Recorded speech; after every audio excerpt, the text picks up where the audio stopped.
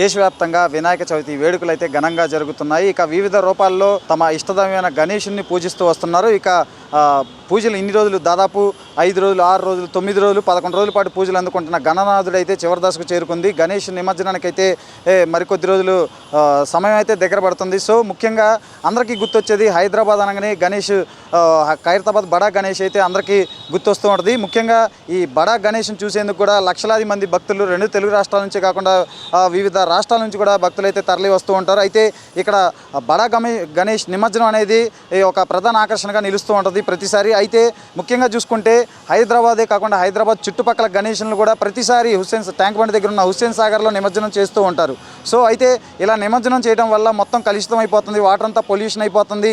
తద్వారా వ్యాధులు కానీ ఇట్లాంటి అంటే ప్రజల ఆరోగ్యం పైన దీని తీవ్రంగా ప్రభావం చూపిస్తుందని చెప్పి కూడా గతంలో కూడా అనేక మంది దీనికి సంబంధించి ట్యాంక్ బండ్ అంటే హుస్సేన్ సాగర్లో వినాయక నిమజ్జనం చేయొద్దని చెప్పి కూడా గతంలో అనేకసార్లు కోర్టులో ప్రజా ప్రయోజన వ్యాజ్యం కూడా దాఖలు చేసిన పరిస్థితులు అయితే ఉన్నాయి. తాజాగా చూసుకుంటే మరో 2-3 రోజుల్లో హైదరాబాద్ అలాగే హైదరాబాద్ పరిసర ప్రాంతాలకు సంబంధించిన గణేషులు అయితే నిమజ్జనానికి సిద్ధమవుతున్నాయి. ఇలాంటి తరుణంలో హుస్సేన్ సాగర్లో గణేష్ నిమజ్జనానికి ఏ విధంగా పర్మిషన్ ఇవ్వకూడదు, ఎట్టి పరిస్థితుల్లో పర్మిషన్ ఇవ్వకూడదు అంటూ కూడా సెప్టెంబర్ 3వ తేదీన వేణుమాధవ్ అనే వ్యక్తి హైకోర్టులో అయితే ఒక పిల్ అయితే దాఖలు చేశారు. సో అది చూసుకుంటే అది తాజాగా ఈరోజు అది విచారణకు వచ్చింది.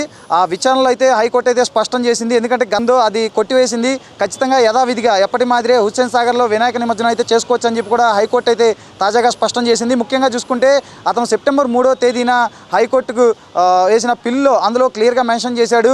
అందులో జిహెచ్ఎంసీతో పాటు హైడ్రాను కూడా ప్రతివాదిగా చేర్చాలి అని చెప్పి ఆ వేణుమాధవ్ అనే వ్యక్తి అయితే ఆయన స్పష్టం చేశాడు. ఎందుకంటే గత కొంతకాలంగా చూసుకుంటే గత నెలన్నరగా చూసుకుంటే హైదరాబాద్లో హైడ్రా అనేది ముఖ్యంగా చెరువులు, నాలాలు, కబ్జాలు వీటన్నిటి ఆక్రమణకు గురి కాకుండా ఉండేందుకు హైడ్రా అనే వ్యవస్థని తెలంగాణ ప్రభుత్వం తీసుకొచ్చింది. సో ఖచ్చితంగా హుస్సేన్ సాగర్ అనేది కూడా హైడ్రా పరిధిలోకి వస్తుంది కాబట్టి హైడ్రాని కూడా అందులో ప్రతివాదిగా చేర్చారు. బట్ ఈరోజు మాత్రం చూసుకుంటే తాజాగా హైకోర్టులో అయితే దీనికి సంబంధించిన వాదనలు అయితే కొద్దిసేపటి కిందట మిగిసాయి. సో ఖచ్చితంగా దానికి సంబంధించిన దీనికి సంబంధించిన ఆధారాలు చూపించకపోవడంతో ఖైరతాబాద్ గణేష్ అనే కాదు, ముఖ్యంగా హైదరాబాద్ చుట్టుపక్కల ఉన్న గణేషులన్నింటినీ కూడా హుస్సేన్ సాగర్లో నిమజ్జనం చేసుకోవడానికి హైకోర్టు అయితే తాజాగా పర్మిషన్ ఇచ్చింది. మరోపక్క మనం చూసుకుంటే ఈరోజు ట్యాంక్ బండ్ దగ్గర కొన్ని ఫ్లెక్సీలు కూడా వెలిసాయి. ఇక్కడ ట్యాంక్ బండ్లో ఇక్కడ ముఖ్యంగా చూసుకుంటే హుస్సేన్ సాగర్లో వినాయకుల్ని నిమజ్జనం చేయడానికి పర్మిషన్ లేదు అంటూ కూడా కొన్ని ఫ్లెక్సీలు అయితే వెలిసాయి. ఆ ఫ్లెక్సీల్లో మనం చూడొచ్చు క్లియర్గా నో ఐడియల్ ఇమర్షన్స్ అంటూ కూడా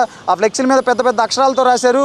జిహెచ్ఎంసీ అలాగే హైదరాబాద్ పోలీసు వారు విజ్ఞప్తి చేస్తున్నట్లుగా కూడా ఆ ఫ్లెక్సీల మీద అయితే వారు రాయటం మనం స్పష్టంగా చూడొచ్చు. సో ఆ ఫ్లెక్సీలు మరోపక్క చూసుకుంటే తాజాగా కొద్దిసేపటి కిందట హైకోర్టు ఇచ్చిన తీర్పు వీటన్నిటిని బట్టి చూసుకుంటే ఖచ్చితంగా ఇప్పుడు ట్యాంక్ బండ్లో గణేష్ నిమజ్జనానికి అయితే లైన్ క్లియర్ అయిందని చెప్పుకోవచ్చు.